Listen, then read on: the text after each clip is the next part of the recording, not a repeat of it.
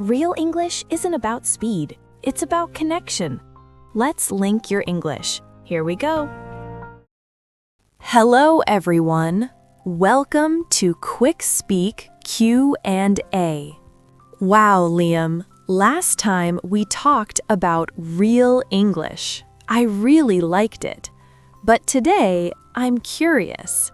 Can we go deeper into how native speakers actually sound? Of course we can. And honestly, that's the best place to go. Real English is full of little details that make a big difference. That's exactly how I feel. Sometimes I understand the words when I read, but when I listen, everything sounds different. Why does that happen? That's a great question.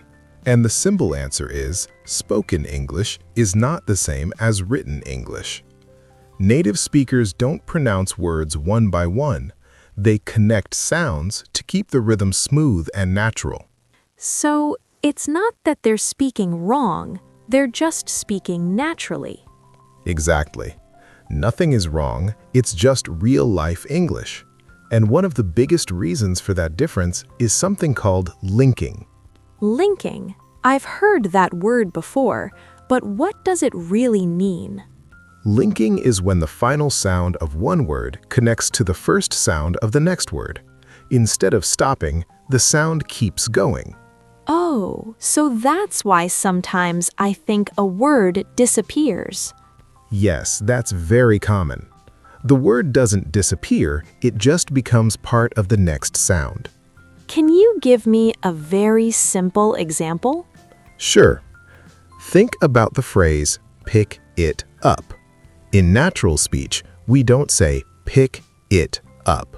We say, pick it up. Haha, that really sounds like one long word. Exactly. And that's how native speakers hear it too, as one connected sound. So, linking is like glue for words. Perfect.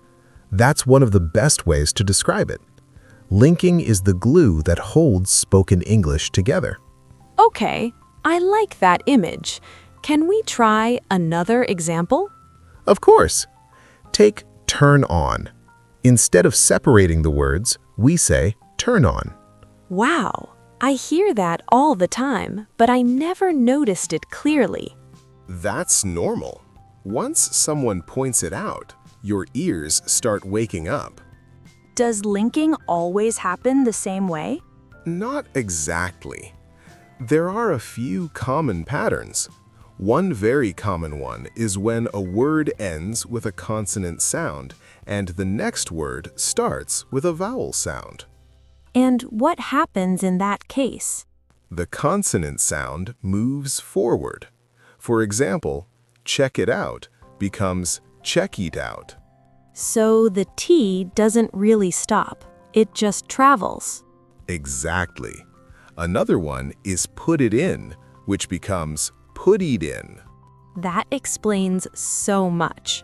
I always thought people were speaking too fast.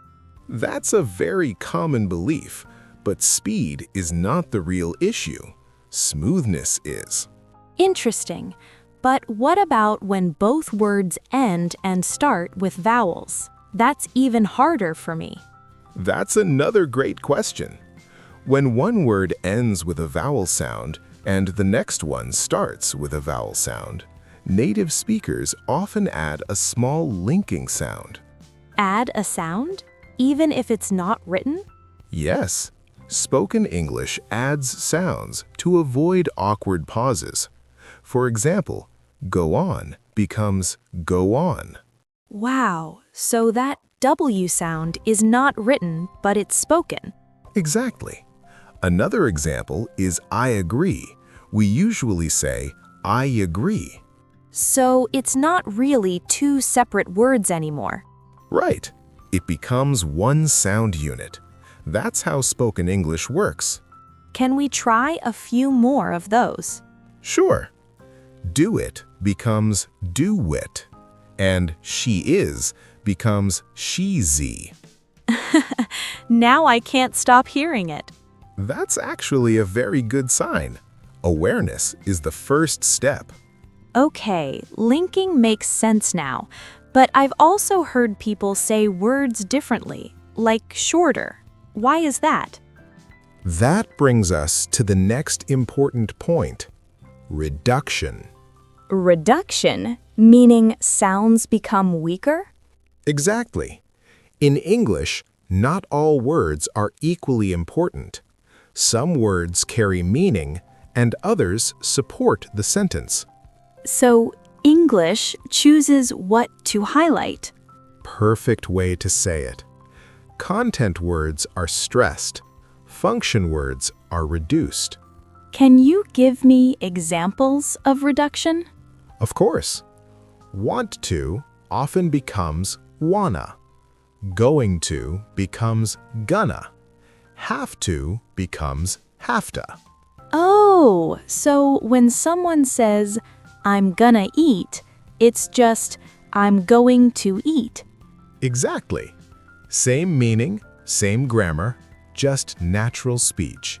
Can we do something fun with this? Maybe a small game? Sure, I'll say the reduced form and you tell me the full form. Okay, let's try.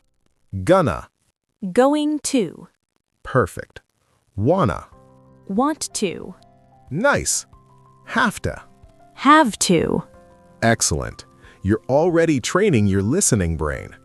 But tell me something. Does that mean native speakers are lazy when they speak? Not at all. They're efficient. They focus energy on the important words and relax the rest. That makes sense. So what's the biggest mistake learners make when speaking? The biggest mistake is speaking too carefully and separating every word. So, trying too hard actually hurts fluency? Exactly. When learners pronounce every word perfectly but separately, the speech sounds unnatural and harder to follow. So that's why I sometimes sound like a robot. Maybe just a little. But that's normal. So what's the solution? Practice phrases, not isolated words.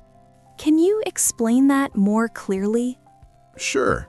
Instead of practicing book alone, practice read a book, buy a book, open a book. Because that's how we actually use language. Exactly. Real communication happens in chunks. Can we practice a full sentence with rhythm? Of course.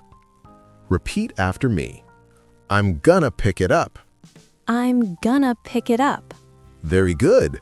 Now try this. She's gonna turn on the light. She's gonna turn on the light. Excellent. That sounded very natural. Wow, this is actually fun. It feels lighter than careful pronunciation.